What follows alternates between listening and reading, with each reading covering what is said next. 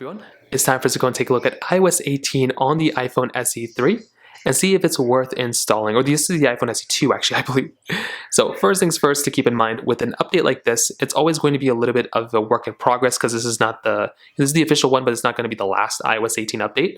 So the thing with the iPhone SE 2 is that this one came out in 2020, and it's one of the last home button iPhones Apple made besides the iPhone SE 3.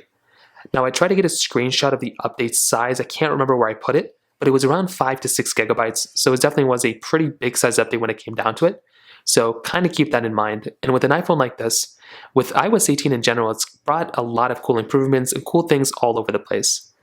Now, number one, we did actually end up doing some cool things. So number one, if we go and hold down on a screen like this, you can go and click on Edit Home Screen. And now, if you go and find the Edit button in the top right, go and tap on it, click on Customize. You can go and change your app icons from being small app icons to large app icons just by doing like this, which is genuinely very cool. You can also tap on the brightness toggle right here to basically turn it from like a light mode to like dark mode kind of situation, which is genuinely very awesome. You can tint your colors here. It's actually really awesome. You can even tint them like this, which is cool if you want to, but otherwise I like keeping them kind of light. It's a really cool thing you have within that, inside the iPhone SE 2, and it's cool because this is an older looking iPhone, but it has that type of capability, which is genuinely very nice. Now you also have some updates within the control center. So swiping up, you now have the ability of kind of customizing your lock screen toggles by holding them down. You can also click on the minus button and all this stuff to kind of change your toggles, and you can click on add a control at the bottom if you want to go and add a control that you like. So this is something that's really cool. It's a new feature here, and I'm really, really happy that we have this type of improvement here for the most part. Now on top of that, we have the capability here of within iMessage of having a lot more improvements here as well. So if I go inside of here, you can see for the most part, we have RCS messaging support, which is really cool. So if you're texting Android users, you will now have RCS messaging support, which is genuinely very cool. We also have tapbacks that are completely redesigned. So you can go through here, you can choose the different type of applications that you want to basically have tapbacks in, which is really cool. You can go and tap back with really any emoji now, which is really awesome. You can also schedule messages at a later date. So you can go through schedule messages to send later, which is genuinely very awesome. You can bold, strike out, and do so many more things within messages. And there's a lot more text effects there as well, which again is a very, very cool thing.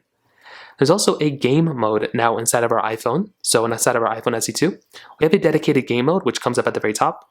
So now if you're going to go through and play a game inside of your iPhone, you can now go through and have that type of dedicated game mode now, which is, I think, really, really awesome. It should go ahead and decrease latency, should improve lag speeds and all that stuff, and it should be overall a better, gameplay type of device on iOS 18 on this type of device than before.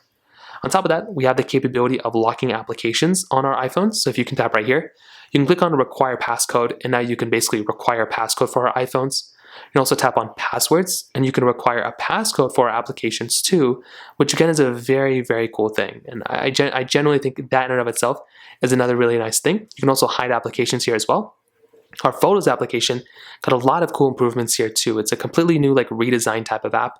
I think it looks really nice, and it's a cool app when it comes down to it. So overall, that is the iOS 18 update on the iPhone SE 3, or iPhone SE 2. I keep saying 3, but it's the iPhone SE 2. It's been a long time coming. I think it's a really, really good update. I probably recommend waiting until a couple more updates comes out, but for the most part, that is this update. If you have any other thoughts or questions, let me know in the comment section below. Hit the like button, that would mean so much, but definitely hit that subscribe button. More importantly than everything else, I love every single one of you guys. Hopefully I'll catch you guys in the next video. Peace out till then.